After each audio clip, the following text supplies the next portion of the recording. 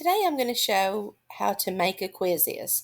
My name is Chastity Cosby, and is a digital format of making quizzes so that students can show what they're learning, and also they can share it with their peers to show that they understand a certain assignment or a chapter in reading.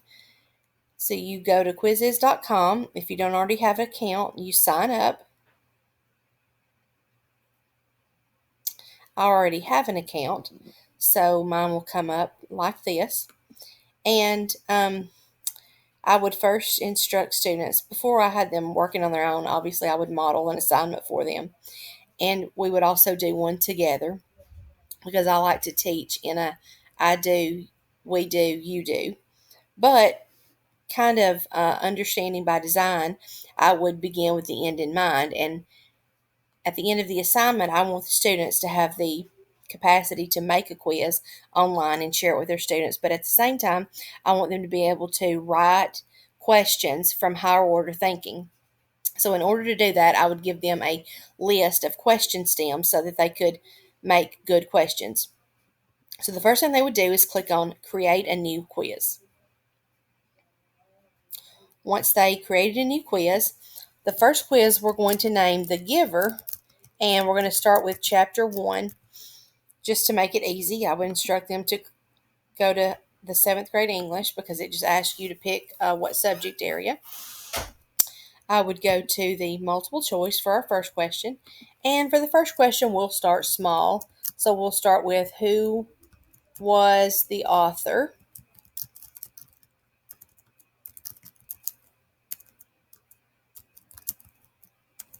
of The Giver.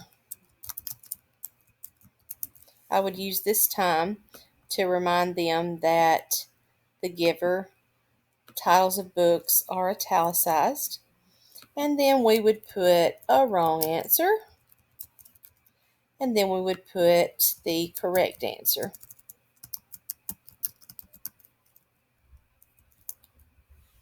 And you have to select the right answer and then click Save.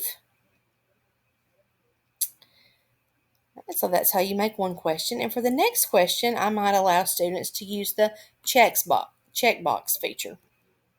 For the checkbox, I would have them, let's say for our second question, who was the protagonist? And our first few questions are just going to help them get the hang of making a test. And then we would start with some of our characters. Lily,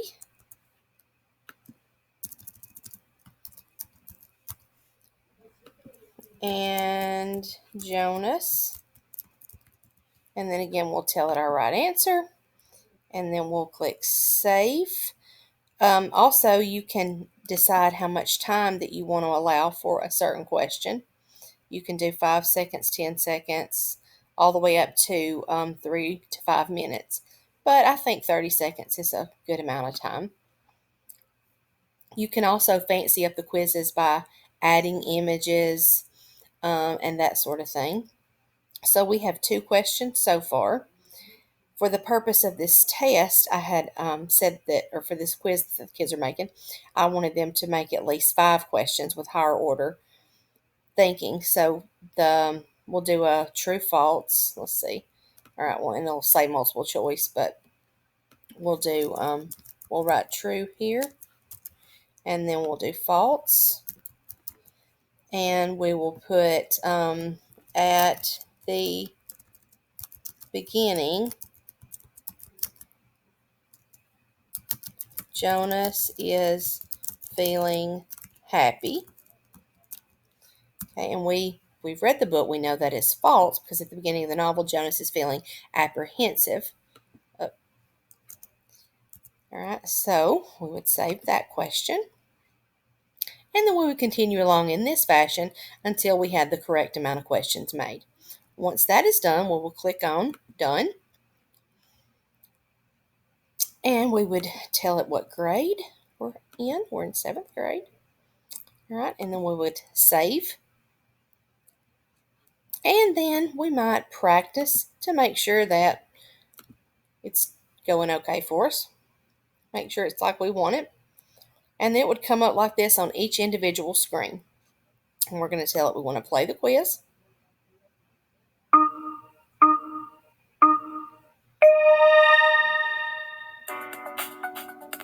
Okay, the author is Lois Lowry. Yes. And the kids get really excited.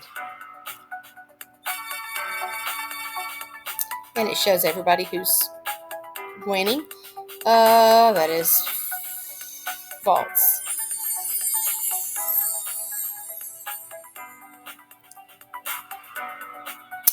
Protagonist was Jonas. And I submit at the end. And the kids always really like the different emojis and stuff that come up. All right. I'm going to say no on this one. And then I'm going to exit out.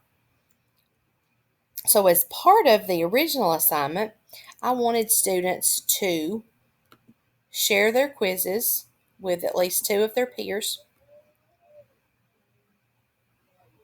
So we'd have to go back to the quiz that they just made, and we would go into that quiz, and then we would click, we want to share the practice link. All right, we can either share the links by copying it.